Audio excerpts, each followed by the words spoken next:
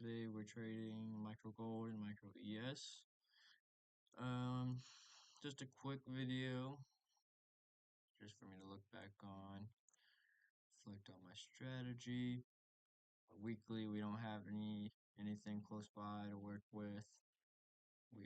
On the weekly we are rejecting off of these two highs, but it's nothing to bounce off of. On the daily, we have this fair value gap, which means that price can easily slide through this area. We have this low. I'm not too concerned. We close below it, which is also a break of structure on the daily, which means we're now, um, by definition, in a downtrend. 4 hourly, we're also downtrending. We have this low, and then we close below the low. Once again, we haven't closed below this high yet. We also have that fair value gap here still. And the next areas to target for an exit, the banks would use these two areas, or this weekly low, this white line, this weekly low, or that's a daily low. Yeah, daily lows.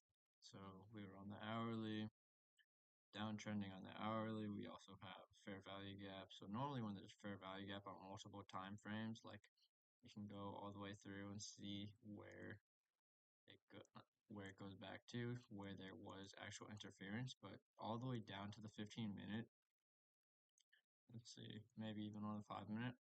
Yeah, like even on the 5-minute, there is zero resistance here, because sometimes, like say on a daily time frame, we can have a really big fair value gap, but price can like fill it but still close up here, and we'll end up with fair value gap. So like there's still orders all up in here, but when there's a fair value gap on the daily 4 hourly, that means it just shot up through that area, and there's going to be zero resistance. So that means that price can easily just dump through there if that's what the banks are wanting to do.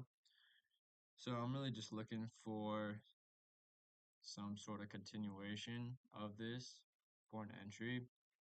I wouldn't even really care about a liquidity sweep too much, because we have targets down here and we have this area to easily plummet through, but we already have on the 15, the 1 hourly, and the 4 hourly build up of liquidity right here. These highs, these highs, these highs, these highs, these highs, these highs, all this low resistance stuff.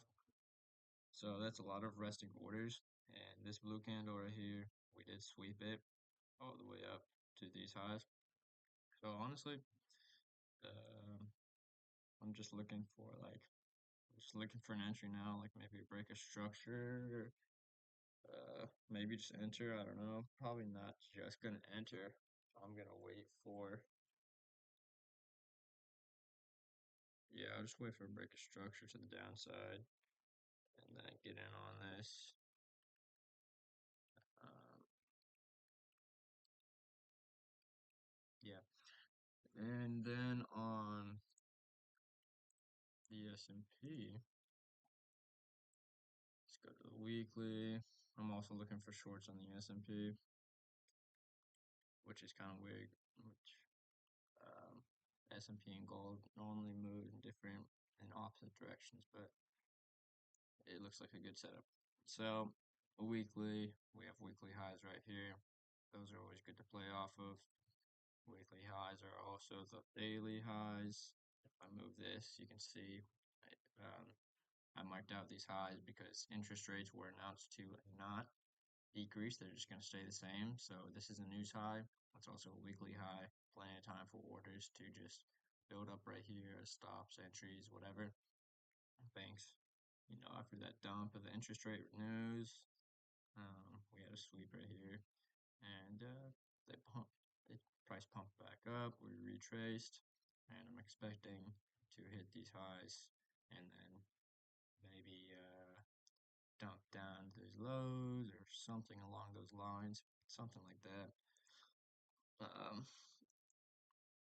So yeah, highs. I'm gonna get rid of this little high, another high. Yeah, I'm really just like, so my account I only need like 100 $87 left. So let's actually move this up to 187. I'm just assuming it's a stinking really strong high, so sweep this area, go up and hopefully just have a small retrace to these areas, this area, and I can get an easy pass. Stops of like $100 because this is all-time highs. Yeah, on top of that, this is freaking all-time highs, the last weekly high and the news high. So I'm hoping that that'll cause price to just sweep up and dump back down a little bit because that's how the market goes up and goes down. Goes to the last low, goes back up and the previous high and down to the last low, and that's pretty much how it works. No fair value gaps or anything to really work off of here. You got a small one right here, nothing um, impressive like gold.